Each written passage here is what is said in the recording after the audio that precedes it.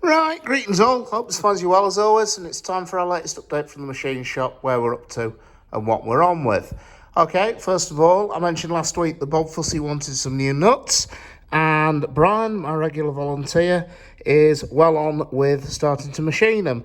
These are for the turbo on Helen Turner, which is the Class 24 diesel locomotive that's currently under overhaul.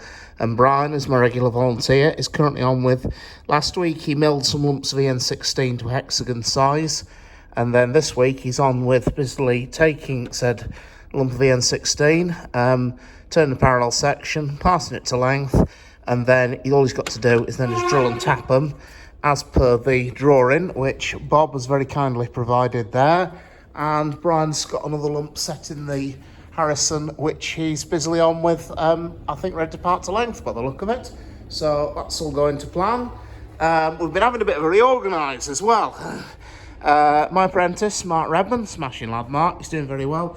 One of the little challenges he's had is I wanted to sort out how we planned and allocated jobs. So we found a spare whiteboard, Mark's got it onto the wall, and then just we got it all looking all nice and neat and sorted, I've promptly descended on it with a pen and scribbled all over it. So what we've got here is, just to give you some idea of what we're actually doing, that currently is the current jobs in progress. So everything from the crane, 806, Repton, 76079, and others, as you can see. And I've also started to put initials next to jobs so that hopefully people can come in, just look, oh yeah, I'm doing that. And then hopefully they've already been given a drawing as well. Sorting out a drawing archive is part 2 of this operation, but that hopefully will follow next week. But now Mark's got that up there and we're now starting to use it, so it's making running in here a wee bit more organised as well. So it's an excellent job, Mark, spot on. Right. Incidentally, on the subject of the drawing archive, I will show you it purely because it's not really pretty, boys and girls. It's that box file there, which is in the process of disintegrating, plus the very rubbish which you can also be seen on top of that roll chest. The railway has its own set of blueprints for a lot of major parts of the locomotives and weight diagrams and what on. The drawings I generate are mostly just stuff where it's either, in best BR tradition, that the component simply doesn't exist on a drawing, or it's a component we've developed, or it's where we simply don't have any drawings for those components. Like, for instance, LMS gauge frames. We have no dimension drawings for those at all. Well, we do now, because I've drawn them up over the years, but there are none that I've seen that are originals with full sets of dimensions on them. And so that is going to be sorted in the near future, and we're actually going to build a system where people can actually find what they're looking for, which will be nice. Right, other jobs that are going on. We saw last week the measurement and non-destructive testing of Repton's motion. Well, that's carrying on apace. Finn Allen, Dave Chalmers, the other lads who are working out on it in the running shed are busily stripping lumps off her left, right and centre. And the latest instalment has arrived in the shop today, which is the middle engine motion and the last outstanding bits of the right-hand engine. Now, today I've had Tom Goulding, and he's been going through all of this, cleaning it all up and NDTing it. Mark's following very closely behind with his micrometers and bore gauges, measuring everything up, assessing everything for wear and damage and whatnot. And so from that, we were able to get a list of what needs doing. And the stuff Mark's found that needs work doing to it, what he does is, as I said last week, he'll measure up the pins, he'll measure up the bushes, and we simply have established limits and fits to work to. And then anything that needs work, Mark's marking with this yellow stripe. We can see here and here and here and there. And any of those that are marked with that yellow stripe, that's a bush that needs renewal. So at this point, I can now start going through, working out how much material we're going to need, and we can start pressing our bushes out and pushing new ones in. These bearings on here, incidentally, are the bearings that the expansion link trunnions run in. We found that both of those are worn as well, so they've been replaced and all. So anyway, that's that job that's ongoing, and that's going to be ongoing for a while, actually, if I'm honest, because there's a hell of a lot of measurement to do. There's more motion on the floor here. This has all been NDT'd. We're just now sorting through it and making sure if we need it or not. If it doesn't need to be in here, it can be oiled up and go back into the running shed out the way. If it does need to be in here, whether it's for repairs or taking dimensions off it, then it'll stay in here. There's various other random bits that crept in. We've got a die block, some thrust strings which escaped from something. We've also got one of the stuffing box covers, which is going back into the running shed tomorrow. We don't know that. And we've also got some odds and sods of other jobs which are sneaking in, like these offcuts of some 660 bronze.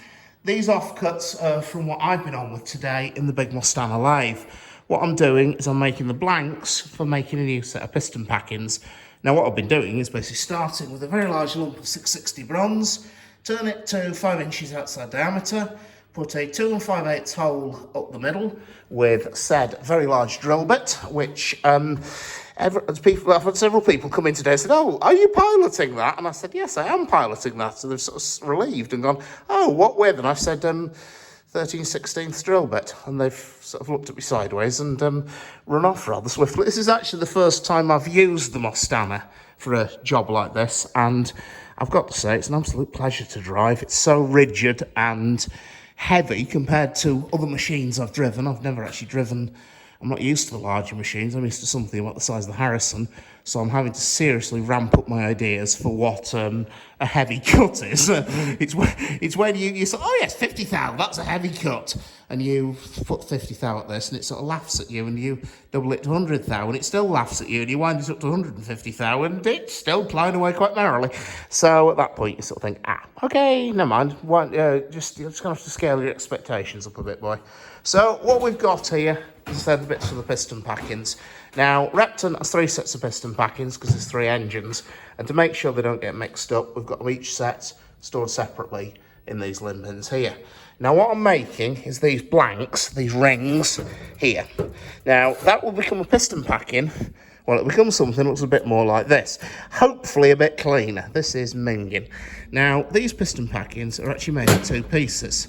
There's an outer, which you can probably more clearly see from this end, and then there's also an inner segment here, okay? Now, these blanks are going to become the outer ring. What they've yet got to do is they've got to have a counterbore machined into that face there, and then they've also got to have the internal diameter bored out to finish size. As you can see, that is there is a bit of meat left on there. That's entirely deliberate because the piston rods are all slightly different sizes, and it's much easier when making the blanks just to drill them out to one size doesn't quite fit all, and then bore them to finish size later. So as I said, we've got to machine that counterbore there, and then I've got to sort this inner segment. The way we do that is I'll machine another ring, which will drop into that counterbore.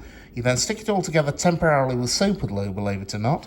You then cut it into 3 pieces, and then you take the 3 pieces and you stick them on top of the workshop heater. That's the magic ingredient. On the workshop heater for about half an hour, you end up with this truly horrendous, toe-curlingly awful smell.